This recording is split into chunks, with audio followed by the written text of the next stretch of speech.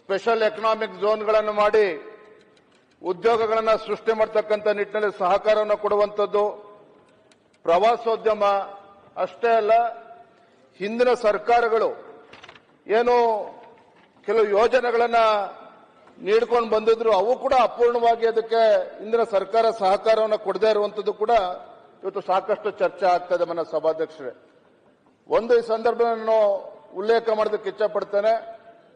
ಯಾಕೆ ಉತ್ತರ ಕರ್ನಾಟಕದಲ್ಲಿ ಈ ರೀತಿ ಅಭಿಪ್ರಾಯಗಳು ಮೂಡಿದೆ ಅಂತ ಹೇಳಿದ್ರೆ, ಯಾವತ್ತೂ ಕೂಡ ಇವತ್ತು ದಕ್ಷಿಣ ಕರ್ನಾಟಕದಲ್ಲಿ ಯಾವ ರೀತಿ ಅಭಿವೃದ್ಧಿಗೆ ರಾಜ್ಯ ಸರ್ಕಾರಗಳು ಒಂದು ಮಹತ್ವನ ನೀಡ್ತದೆ, ಈ ಭಾಗದಲ್ಲಿ ನೀಡ್ತಾ ಇಲ್ಲ ಅಂತಕ್ಕಂಥದ್ದು ಒಂದು ಅಭಿವೃದ್ಧಿ ಕಡೆಗಣನೆ ಆಗಿರ್ತಕ್ಕಂಥದ್ದು ಇರ್ಬೋದು. ಮತ್ತೆ ಕಾವೇರಿಗೆ ಸಿಗ್ತಕ್ಕಂಥ ನ್ಯಾಯ ಕೃಷ್ಣಾಗೆ ಸಿಗ್ತಾ ಇಲ್ಲ, ತುಂಗಭದ್ರಾಗೆ ಸಿಗ್ತಕ್ಕಂಥ ನ್ಯಾಯ ಈ ಭಾಗದ ಘಟಪ್ರಭಾ ಮಲ್ಲಪ್ರಭೆಗೆ ಸಿಗ್ತಾ ಇಲ್ಲ ಅನ್ನುವ ಚರ್ಚೆ ಸರ್ವೇ ಸಾಮಾನ್ಯವಾಗಿ ನಡೀತಾ ಇದೆ. ಇದ್ರ ಮಧ್ಯೆ ಕಳೆದ ಹಲವಾರು ತಿಂಗಳುಗಳಿಂದ ಕಬ್ಬು ಬೆಳೆಗಾರರ ಸಮಸ್ಯೆ ಇವೆಲ್ಲವೂ ಕೂಡ ಇವತ್ತು ಚರ್ಚೆ ಆಗ್ತಾ ಇದೆ ಮನ ಸಭಾಧ್ಯಕ್ಷರೇ. ಹಾಗಾಗಿ ನಾನು ಈ ಸಂದರ್ಭದಲ್ಲಿ ಇನ್ನು ಈ ರಾಜ್ಯ ಸರ್ಕಾರ ಬಂದು 2.5 ವರ್ಷ ಆಗಿದೆ. ಕಳೆದ 2.5 ವರ್ಷದಲ್ಲಿ ಯಾಕೋ ಏನು ರಾಜ್ಯ ಸರ್ಕಾರ ರಾಜ್ಯದ ಅಭಿವೃದ್ಧಿ ಇರ್ಬೋದು, ಮತ್ತೆ ಉತ್ತರ ಕರ್ನಾಟಕದ ನೀರಾವರಿ ಯೋಜನೆಗಳಿರ್ಬೋದು, ಈ ಭಾಗದ ರೈತರ ಸಮಸ್ಯೆ, ಕಬ್ಬು ಬೆಳೆಗಾರರು ಇರ್ಬೋದು, ಮೆಕ್ಕೆಜೋಳ ಬೆಳೀತಕ್ಕಂಥ ರೈತರ ವಿಚಾರ ಇರ್ಬೋದು, ತೊಗರಿ ಬೆಳೀತಕ್ಕಂಥ ರೈತರ ವಿಚಾರ ಇರ್ಬೋದು, ಒಟ್ಟಾರೆಯಾಗಿ ರೈತರ ಬಗ್ಗೆ ಈ ರಾಜ್ಯ ಸರ್ಕಾರ ಗಮನ ಹರಿಸದೇ ಇರುವಂತದ್ದು ಅಥವಾ ದಿವ್ಯ ನಿರ್ಲಕ್ಷ್ಯವನ್ನ ಏನು ರಾಜ್ಯ ಸರ್ಕಾರ ಇವತ್ತು ತಾಳಿರ್ತಕ್ಕಂಥದ್ದು, ಒಂದು ರೀತಿ ಈ ಭಾಗದ ರೈತರು ಸರ್ಕಾರದ ವಿರುದ್ಧ ಒಂದು ಆಕ್ರೋಶವನ್ನ ವ್ಯಕ್ತಪಡಿಸ್ತಾ ಇದ್ದಾರೆ ಮಾನ್ಯ ಸಭಾಧ್ಯಕ್ಷರೇ. ಒಂದು ಕಡೆ ಈ ಸರ್ಕಾರ ಉತ್ತಮ ಗುಣಮಟ್ಟದ ಬೀಜವನ್ನ ವಿತರಣೆ ಮಾಡುವಂತದ್ದಾಗ್ಲಿ, ರೈತ ಬೆಳೆದಂತ ಬೆಳೆಗೆ ಒಂದು ವೈಜ್ಞಾನಿಕ ಬೆಲೆ ಅಥವಾ ಮಾರುಕಟ್ಟೆ ನಿರ್ಮಾಣ ಮಾಡತಕ್ಕಂಥದ್ದಾಗ್ಲಿ, ಇವೆಲ್ಲದರಲ್ಲೂ ಕೂಡ ಸಂಪೂರ್ಣವಾಗಿ ವಿಫಲ ಆಗಿದೆ ಅಂತ ಹೇಳಿದ್ರೆ ತಪ್ಪಾಗಲಾರದು ಮಾನ್ಯ ಸಭಾಧ್ಯಕ್ಷರೇ. ಬೆಲೆ ಕುಸಿತ ಇರಬಹುದು, ಅಸಮರ್ಪಕ ಬೆಳೆ ಪರಿಹಾರ ಇರಬಹುದು, ನೀರಾವರಿ ಯೋಜನೆಗಳು ನೆನೆಗುದಿಗೆ ಬಿದ್ದಿರುವಂತದ್ದು, ಮತ್ತೆ ಏನಿವತ್ತು ಸರ್ಕಾರಿ ಇಲಾಖೆಗಳಲ್ಲಿ ನೇಮಕಾತಿ ಆಗದೇನೆ ಇವತ್ತು ಯುವಕರು ಇವತ್ತು ಪರದಾಡ್ತಾ ಇರ್ತಕ್ಕಂಥದ್ದು ಕೂಡ ನಾವು ನೋಡ್ತಾ ಇದ್ದೇವೆ. ಇದರ ನಡುವೆ ಇವತ್ತು ಮುಖ್ಯಮಂತ್ರಿ ಕುರ್ಚಿಗೆ ಕಾಳಗ ಇವತ್ತು ಪ್ರಾರಂಭ ಆಗಿದೆ ಕಳೆದ ಕೆಲವಾರು ತಿಂಗಳುಗಳಿಂದ. ಇದರ ಪರಿಣಾಮ ರಾಜ್ಯ ಸರ್ಕಾರಕ್ಕೆ, ಮಾನ್ಯ ಮುಖ್ಯಮಂತ್ರಿಗಳಾದ ಹಾಗೆ ಸಚಿವ ಸಂಪುಟ ಸದಸ್ಯರಿಗೆ ರಾಜ್ಯದ ಸಮಸ್ಯೆ ಆಗಲಿ, ರೈತರ ಸಮಸ್ಯೆ ಆಗಲಿ, ಉತ್ತರ ಕರ್ನಾಟಕದ ಸಮಸ್ಯೆ ಬಗ್ಗೆ ಯಾವುದೊಂದು ಕಾಳಜಿ ತೋರ್ತಾ ಇಲ್ಲ ಅನ್ನುವ ಭಾವನೆ ಇವತ್ತು ಎಲ್ಲ ಕಡೆ ಇವತ್ತು ಇರುವಂತದ್ದು ಮಾನ್ಯ ಸಭಾಧ್ಯಕ್ಷರೇ. ನಾನು ವಿಶೇಷವಾಗಿ ಸಂದರ್ಭದಲ್ಲಿ ಉಲ್ಲೇಖ ಮಾಡುವಂಥದ್ದು ಪ್ರಪ್ರಥಮವಾಗಿ ರೈತರ ವಿಚಾರದಲ್ಲಿ. ಇವತ್ತು ರೈತರು ಕೃಷಿಕರು ಅದು ಯಾಕೇನೋ ಗೊತ್ತಿಲ್ಲ, ಮಾನ್ಯ ಮುಖ್ಯಮಂತ್ರಿಗಳೇ ಕೃಷಿಕರ ಬಗ್ಗೆ ಎಷ್ಟೊಂದು ಅಸಡ್ಡೆ ಯಾಕೆ ನಮಗೂ ಕೂಡ ಅರ್ಥ ಆಗ್ತಾ ಇಲ್ಲ. ಅತಿವೃಷ್ಟಿ ಆದಂತಹ ಸಂದರ್ಭದಲ್ಲಿ ನಾನು ಕೂಡ ರಾಜ್ಯದ ಅಧ್ಯಕ್ಷನಾಗಿ ಗುಲ್ಬರ್ಗ, ಬೀದರ್, ರಾಯಚೂರು, ಕೊಪ್ಪಳ ಜಿಲ್ಲೆ ಎಲ್ಲ ಕಡೆನೂ ಪ್ರವಾಸ ಮಾಡಿದ್ವಿ. ವಿರೋಧ ಪಕ್ಷದ ನಾಯಕರು ಸಹ ಬೆಳಗಾವಿ ಮತ್ತು ವಿಜಯಪುರ ಜಿಲ್ಲೆಗಳಲ್ಲಿ ಪ್ರವಾಸವನ್ನ ಮಾಡಿದ್ರು.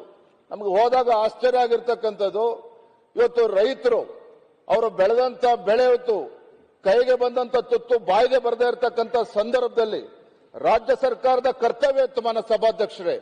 ತತ್ಕ್ಷಣ ಸಂಬಂಧಪಟ್ಟಂತ ಉಸ್ತುವಾರಿ ಸಚಿವರಾಗ್ಲಿ, ಕೃಷಿ ಸಚಿವರಾಗ್ಲಿ, ಅಲ್ಲಿರ್ತಕ್ಕಂಥ ಜನಪ್ರತಿನಿಧಿಗಳು ಅಲ್ಲಿ ಧಾವಿಸಿ ಹೋಗಬೇಕಾಗಿತ್ತು. ಯಾವ ರೈತ ಸಂಕಷ್ಟದಲ್ಲಿರ್ತಕ್ಕಂಥ ರೈತ ಬೆಳೆ ನಾಶ ಆದಾಗ ಆ ಬಡವ ತನ್ನ ಮನೆಯನ್ನ ಕಳ್ಕೊಂಡಂತ ಸಂದರ್ಭದಲ್ಲಿ ರಾಜ್ಯ ಸರ್ಕಾರ ತತ್ಕ್ಷಣ ಸ್ಪಂದನೆ ಮಾಡಬೇಕಾಗಿರ್ತಕ್ಕಂಥದ್ದು ಅದರ ಆದ್ಯ ಕರ್ತವ್ಯ ಆಗಿತ್ತು. ಇವತ್ತು ಸಂದರ್ಭ ಹೇಗೆ ಸೃಷ್ಟಿ ಆಯಿತು ಅಂತ ಹೇಳಿದ್ರೆ, ಮಾನ್ಯ ಮುಖ್ಯಮಂತ್ರಿಗಳು ಹೆಲಿಕಾಪ್ಟರ್ ತೆಗೆದುಕೊಂಡು ವೈಮಾನಿಕ ಸಮೀಕ್ಷೆ ಮಾಡಿದ್ರು. ಅದು ತಪ್ಪು ಅಂತ ನಾನು ಹೇಳ್ತಾ ಇಲ್ಲ. ಆದ್ರೆ ಸಚಿವರು ಕೂಡ ಹೆಲಿಕಾಪ್ಟರ್ ತಗೊಂಡು ವೈಮಾನಿಕ ಸಮೀಕ್ಷೆ ಮಾಡ್ತೇವೆ, ಇವತ್ತು ಗ್ರೌಂಡ್ ರಿಯಾಲಿಟಿ ಏನು ಅಂತೇಳಿ ಅರ್ಥ ಮಾಡ್ಕೊಳ್ತಕ್ಕಂಥ ಪ್ರಯತ್ನ ಮಾಡೋದಿಲ್ಲ ಅಂತ ಹೇಳಿದ್ರೆ ಯಾವ ರೀತಿ ರಾಜ್ಯ ಸರ್ಕಾರ ಇವತ್ತು ರೈತರ ಸಮಸ್ಯೆಗೆ ಸ್ಪಂದನೆ ಮಾಡೋದಕ್ಕೆ ಸಾಧ್ಯ ಆಗ್ತದೆ ಮಾನ್ಯ ಸಭಾಧ್ಯಕ್ಷ? ಇವತ್ತು ಈ ರೀತಿ ಒಂದು ಅಸಡ್ಡೆಯನ್ನು ಇವತ್ತು ರಾಜ್ಯ ಸರ್ಕಾರ ಏನು ತೋರ್ತಾ ಇದೆ. ಎಲ್ಲೋ ಒಂದ್ ಕಡೆ ಈ ರಾಜ್ಯ ಸರ್ಕಾರ ಒಂದು ರೀತಿ ಬೇಜವಾಬ್ದಾರಿತನದ ವರ್ತನೆ ಇವತ್ತೇನಿದೆ, ಇವತ್ತೆಲ್ಲ ಒಂದ್ ಕಡೆ ರಾಜ್ಯ ಸರ್ಕಾರದ ಒಂದು ಇಚ್ಛಾಶಕ್ತಿಯ ಕೊರತೆನೂ ಕೂಡ ಇವತ್ತು ಎದ್ದು ಕಾಣ್ತಿದೆ ಅನ್ನೋದನ್ನ ಈ ಸಂದರ್ಭದಲ್ಲಿ ಹೇಳ್ತೇನೆ. ಮಾನ್ಯ ವಿರೋಧ ಪಕ್ಷದ ನಾಯಕರು ಹೇಳಿದ್ರು, ಏನು ರಾಜ್ಯದಲ್ಲಿ ಇವತ್ತು ಅತಿವೃಷ್ಟಿ ಆಗಲಿ ಬರ ಆಗಲಿ ಮೊದಲ ಬಾರಿ ಅಲ್ಲ, ಹಲವಾರು ವರ್ಷಗಳ ಬೇರೆ ಬೇರೆ ಸಂದರ್ಭದಲ್ಲೂ ಕೂಡ ಅತಿವೃಷ್ಟಿ ಬರ ಬಂದಂತ ಸಂದರ್ಭದಲ್ಲಿ ಆ ಕಾಲಘಟ್ಟದಲ್ಲಿ ಯಾವ ರೀತಿ ರಾಜ್ಯ ಸರ್ಕಾರಗಳು ನಡೆದುಕೊಂಡಿದ್ದಾವೆ ಅನ್ನುವ ಉದಾಹರಣೆಗಳು ನಮ್ಮ ಮುಂದೆ ಇದೆ. ಹಿಂದೆ ಬಿಜೆಪಿ ಸರ್ಕಾರ ಇದ್ದಾಗ, ಯಡಿಯೂರಪ್ಪನವರು ಮುಖ್ಯಮಂತ್ರಿಗಳಿದ್ದಾಗ ಇದೇ ಬೆಳಗಾವಿ ಜಿಲ್ಲೆಯಲ್ಲಿ ಮಾನ್ಯ ಸಭಾಧ್ಯಕ್ಷರೇ ಅವರು ಏಕಾಂಗಿ ಆಗಿದ್ರು, ಕ್ಯಾಬಿನೆಟ್ ಎಕ್ಸ್ಪೆನ್ಷನ್ ಕೂಡ ಆಗಿರಲಿಲ್ಲ. ತತ್ಕ್ಷಣ ಇಲ್ಲಿಗೆ ಬಂದು ಏನು ಬಡವರು ಮನೆಯನ್ನ ಕಳೆದುಕೊಂಡಿದ್ರು, ಮನೆಯನ್ನ ಕಳೆದುಕೊಂಡಂತ ಬಡವರಿಗೆ ಕೇಂದ್ರದ NDRF ನಾರ್ಮ್ಸ್ ಪ್ರಕಾರ 1 ಲಕ್ಷ ಇದ್ರೆ ರಾಜ್ಯ ಸರ್ಕಾರ 4 ಲಕ್ಷ ರೂಪಾಯಿನ ಘೋಷಣೆ ಮಾಡಿ ತತ್ಕ್ಷಣ ಬಡವರ ನೆರವಿಗೆ ಬರ್ತಕ್ಕಂಥ ಕೆಲಸ ಮಂದಿನ ಮುಖ್ಯಮಂತ್ರಿಗಳು ಯಡಿಯೂರಪ್ಪನವರು ಮಾಡಿದ್ರು. ಅದೇ ರೀತಿ ಬೆಳೆ ನಾಶ ಆದಂತ ಸಂದರ್ಭದಲ್ಲೂ ಕೂಡ ಆ ರೈತರಿಗೆ ಪರಿಹಾರವನ್ನ, ಬೆಳೆ ನಾಶ ಆದಂತ ಸಂದರ್ಭದಲ್ಲಿ ಪರಿಹಾರವನ್ನ ಕೊಡುವಂತ ಕೆಲಸ ಮಾಡಿದ್ದಾರೆ ಅನ್ನೋದನ್ನ ಸಂದರ್ಭ ಉಲ್ಲೇಖ ಮಾಡ್ತಾರೆ. ವಿಶೇಷವಾಗಿ ಮಾನ್ಯ ಸಭಾಧ್ಯಕ್ಷ ಕಬ್ಬು ಬೆಳೆಗಾರರು ನಿನ್ನೆ ಮೊನ್ನೆ ದಿನ ಅಲ್ಲ, ಕಳೆದ 2-3 ತಿಂಗಳಿಂದ ರೈತರು ಬೀದಿಗಿಳಿದು ಹೋರಾಟವನ್ನ ಮಾಡ್ತಾ ಇದ್ರು. ಇದೇ ಬೆಳಗಾವಿ ಜಿಲ್ಲೆಯ ಗುರ್ಲಾಪುರ ಕ್ರಾಸ್ನಲ್ಲಿ 4-5 ದಿನಗಳ ಸತತವಾಗಿ ರೈತ ಒಂದು ಸಂಘಟನೆಗಳ ನೇತೃತ್ವದಲ್ಲಿ ಹೋರಾಟ ಆಗ್ತಾ ಇದ್ರೆ ಯಾವುದೇ ಸಚಿವರು ಅಲ್ಲಿಗೆ ಹೋಗೋದಿಲ್ಲ. ಯಾಕೆ ಹೋರಾಟ ಮಾಡ್ತಾ ಇದ್ದಾರೆ, ಅವರ ಸಮಸ್ಯೆ ಏನು, ಸಮಸ್ಯೆಗೆ ಪರಿಹಾರ ಏನು ಅದು ಕೇಳ್ತಕ್ಕಂಥ ಕೆಲಸ ರಾಜ್ಯ ಸರ್ಕಾರದ ಕಡೆಯಿಂದ ಆಗಿಲ್ಲ. ನಾವು ನಮ್ಮ ಪಕ್ಷದ ಮುಖಂಡರು ಮಾನ್ಯ ಸಭಾಧ್ಯಕ್ಷರೇ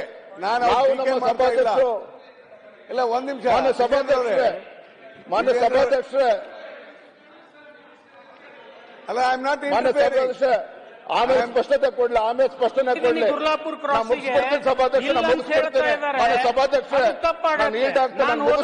ಮುಗಿಸ್ತೇನೆ. ನಮ್ಮ ವಿಚಾರ ಇಷ್ಟೇನೆ, ಕಬ್ಬು ಬೆಳೆಗಾರರು ಹೋರಾಟ ಮಾಡಿದಾಗ ನನ್ನ ಸಭಾಧ್ಯಕ್ಷರೇ ಅಲ್ಲಿ ಯಾರು ಕೂಡ ಸರ್ಕಾರದ ಕಡೆಯಿಂದ ಹೋಗೋದಿಲ್ಲ.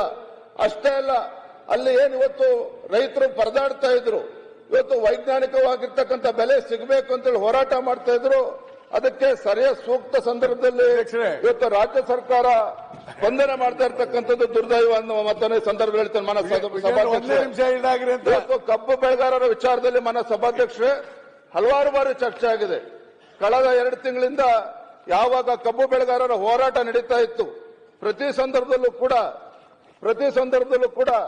ಇವತ್ತು ಕಬ್ಬು ಬೆಳೆಗಾರರು ಕೇಂದ್ರ ಸರ್ಕಾರ ಅನ್ಯಾಯ ಮಾಡ್ತಾ ಇದೆ, FRP ದರವನ್ನ ಫಿಕ್ಸ್ ಮಾಡ್ತಕ್ಕಂಥದ್ದು ಕೇಂದ್ರ ಸರ್ಕಾರ, ಇವೆಲ್ಲವೂ ಕೂಡ ಚರ್ಚೆ ಆಗಿದೆ. ನಾನು ಒಪ್ಕೊಳ್ತೇನೆ ಮಾನ್ಯ ಸಭಾಧ್ಯಕ್ಷ. ಅದು ಒಂದು ತಮ್ಮ ಮುಖೇನ ರಾಜ್ಯ ಸರ್ಕಾರ ಗಮನಕ್ಕೆ ತರಲಿಕ್ಕೆ ಇಚ್ಛೆ ಪಡ್ತೇನೆ. ಮಾನ್ಯ ಸಭಾಧ್ಯಕ್ಷ, ಇಡೀ ದೇಶದಲ್ಲಿ ಕರ್ನಾಟಕ ರಾಜ್ಯ ಅತಿ ಹೆಚ್ಚು ಕಬ್ಬು ಬೆಳೀತಕ್ಕಂಥ 3ನೇ ಅತಿ ದೊಡ್ಡ ರಾಜ್ಯ ಇವತ್ತು ಕಬ್ಬು ಬೆಳೀತಕ್ಕಂಥ ವಿಚಾರದಲ್ಲಿ. ಇವತ್ತು ನ್ಯಾಯಯುತವಾಗಿ ಮಾನ್ಯ ಮುಖ್ಯಮಂತ್ರಿಗಳು ಕಟಾವ್ ಸೀಸನ್ ಪ್ರಾರಂಭ ಆಗುವ ಮುಂಚಿತವಾಗಿ ಇವತ್ತು ಕಬ್ಬು ಬೆಳೆಗಾರರನ್ನ ಕರೆದು, ಸಕ್ಕರೆ ಕಾರ್ಖಾನೆಯ ಮಾಲೀಕರನ್ನ ಕರೆದು ಇವತ್ತು ಸಭೆಯನ್ನ ಮಾಡಬೇಕಾಗಿತ್ತು. ಸೂಕ್ತ ಸಮಯದಲ್ಲಿ ಈ ತೀರ್ಮಾನ ಆಗದೇ ಇರೋದ್ರಿಂದ, ಸಭೆ ಆಗದೇ ಇರುವ ಪರಿಣಾಮ ಇವತ್ತು ರೈತರು ಬೀದಿಗಿಳಿದು ಹೋರಾಟವನ್ನ ಪ್ರತಿಭಟನೆ ಮಾಡುವಂತ ಕೆಲಸ ಆಯಿತು. ಮಾನ್ಯ ಸಭಾಧ್ಯಕ್ಷರೇ, ನಾನು ತಮ್ಮ ಮುಖೇನ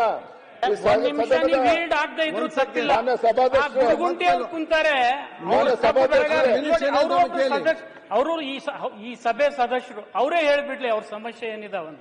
ನಿಮ್ ಹಿಂದೆ ಇದ್ದಾರೆ, ಅವ್ರು ಹೇಳಿ ಒಂದ್ ಮಾತು. ತಪ್ಪು ಮಾಹಿತಿ ಹೋಗ್ಬಾರ್ದು, ತಪ್ಪು ಮಾಹಿತಿ ಹೋಗ್ಬಾರ್ದು. ನಿಮ್ಮ ಕಾರ್ಖಾನೆ ಮಾಲೀಕರು ಏನೇನು ಹೇಳಿದಾರೆ ಅನ್ನೋದು ಇವತ್ತು ಹೈಕೋರ್ಟ್ ನಲ್ಲಿ ಇದೆ ಅಧ್ಯಕ್ಷರೇ. ತಪ್ಪು ಮಾಹಿತಿ ಹೈಕೋರ್ಟ್ ನಲ್ಲಿ ಏನ್ ರೀಚ್ ಆಗಿದ್ದಾರೆ ಅನ್ನೋದು ಅವ್ರ ಪಾರ್ಟಿ ಮೆಂಬರೇ ಅವರು ಇವತ್ತು ಅವ್ರ ಕಡೆಯಿಂದ ಉತ್ತರ ಅಲ್ಲಿ ಬಂದು ರೈತರಿಗೆ ಉತ್ತರನ ಕೊಡಬೇಕಾಗಿತ್ತು. ಇಲ್ಲಿ ನೀವು ಮಾತಾಡೋಕೆ ಅವಕಾಶ ಕೊಟ್ಟಿದ್ರೆ ಮಾತಾಡ್ತಾ ಇದ್ದೇನೆ. ನೀವೇನ್ ಸುಳ್ಳು ಮಾತಾಡಿದ್ರೆ ಸುಳ್ಳು ಹೇಳ್ತಾ ಇಲ್ಲ, ಮತ್ತೆ ಯಾವ್ದು ಸುಳ್ಳು ಹೇಳ್ತಾ ಇಲ್ಲ. 2 ಕಡೆಯಿಂದ ಕೇಳಿ ಹೇಳ್ತಾರೆ. ವಿಜೇಂದ್ರ ಅವರೇ, ಕಬ್ಬು ಮಾಲೀಕರು ನಿಮ್ಮ ಅವ್ರು ಏನ್ ಮನವಿ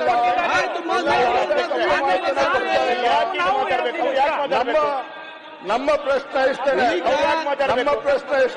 ಇಲ್ಲ ನೀವು ಈ ತರ ಹೇಳ್ಬಾರ್ದು. ನೀವು ಕಬ್ಬಿನ ಕಾರ್ಖಾನೆ ಮಾಲೀಕರು ಕುಂಡ್ರಿಸ್ಕೊಂಡು ಹೈಕೋರ್ಟಿಗೆ ರಿಟ್ ಹಾಕಿ ಇಲ್ಲಿ ಈ ರೀತಿ ನೀವು ಮಾತಾಡಿದ್ರೆ ಮಾನ್ಯ ಸಭಾಧ್ಯಕ್ಷರೇ, ಇಲ್ಲ, ಸಭಾಧ್ಯಕ್ಷರೇ. ನಾನು ಸಭಾಧ್ಯಕ್ಷರೇ, ನಾನು ಹೇಳ್ತಕ್ಕಂಥ ಪ್ರಶ್ನೆ ಇಷ್ಟೇನೆ ಮಾನ್ಯ ಸಚಿವರು ವೈಮಾನಿಕ ಸಭಾಧ್ಯಕ್ಷರೇ. ಸಮೀಕ್ಷೆ ಮಾಡಿದ್ರು ಅಂತ ಇದ್ದಾರೆ. ರಾಜ್ಯದಲ್ಲಿ ವಿಮಾನದಲ್ಲಿ ಹೋಗಿ ಸಮೀಕ್ಷೆ ಮಾಡಿದ್ರು.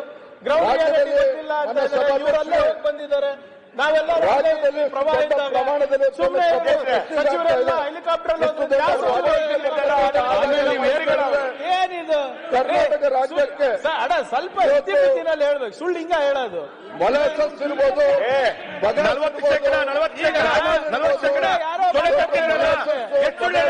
ಎಥನಾಲಿಂದ ಬಿಜೆಪಿ ರಾಜ್ಯಾಧ್ಯಕ್ಷರು ಹಿಂಗೆ ಸದನಕ್ಕೆ ಸುಳ್ಳು ಹೇಳೋದು ಸರಿನಾ? ಸರಿನಾ?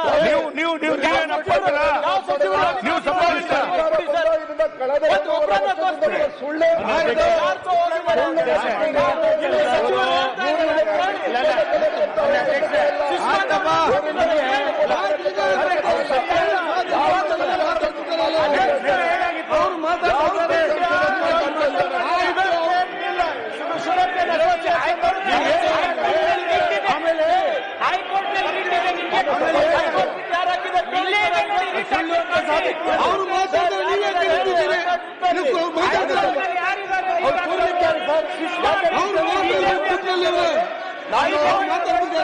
ಮಾನ್ಯ ಸಭಾಧ್ಯಕ್ಷ,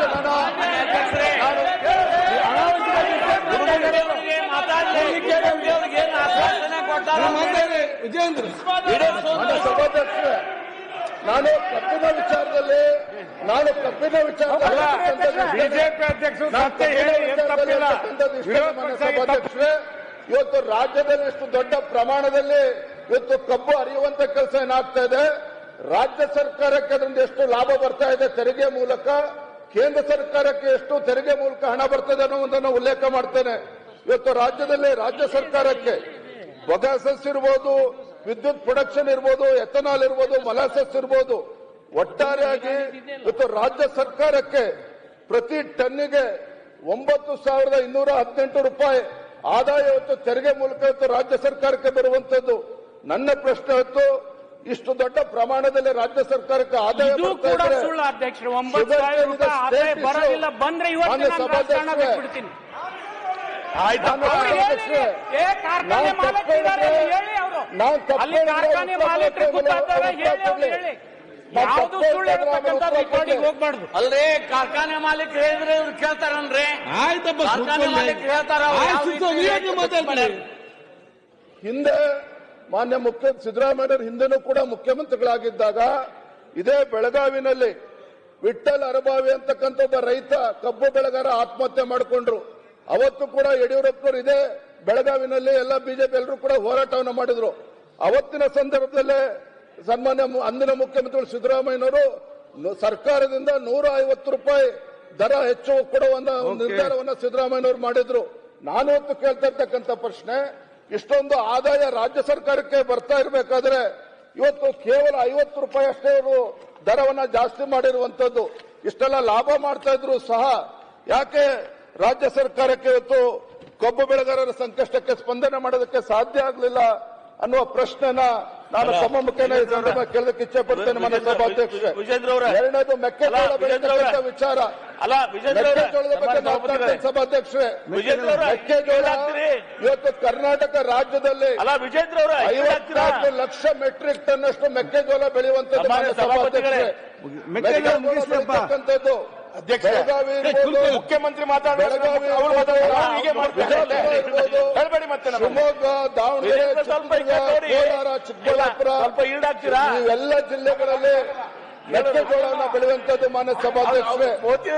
ಮೆಕ್ಕೆಜೋಳ ಬೆಳೀತಕ್ಕಂಥ ರೈತರು ರಾಜ್ಯ ಸರ್ಕಾರಕ್ಕೆ ವಿನಂತಿ ಮಾಡಿದ್ದೇನು, ಅವರೇನು ರಾಜ್ಯ ಸರ್ಕಾರಕ್ಕೆ ಮೆಕ್ಕೆಜೋಳ ಬೆಳೆಯುವಂತ ರೈತರು ಸರಿಯಾದ ಸಂದರ್ಭಕ್ಕೆ ಖರೀದಿ ಕೇಂದ್ರವನ್ನ ಪ್ರಾರಂಭ ಮಾಡಿ ಅನ್ನುವ ವಿನಂತಿಯನ್ನಷ್ಟೇ ಮೆಕ್ಕೆಜೋಳ ಬೆಳೀತಕ್ಕಂಥ ರೈತರು ಮನವಿ ಮಾಡಿದ್ದು. ಆದ್ರೆ ರಾಜ್ಯ ಸರ್ಕಾರ ಇವತ್ತು ಅಸಡ್ಡತನದಿಂದ ಸರಿಯಾದ ಸಮಯಕ್ಕೆ ಇವತ್ತು ಖರೀದಿ ಕೇಂದ್ರ ಪ್ರಾರಂಭ ಆಗದೇನೆ ಕೇಂದ್ರ ಸರ್ಕಾರ 2,400 ರೂಪಾಯಿ MSP ರೇಟ್ ಫಿಕ್ಸ್ ಆಗಿದ್ರು ಸಹ ಇವತ್ತು ಖರೀದಿ ಕೇಂದ್ರ ಇಲ್ಲದೆ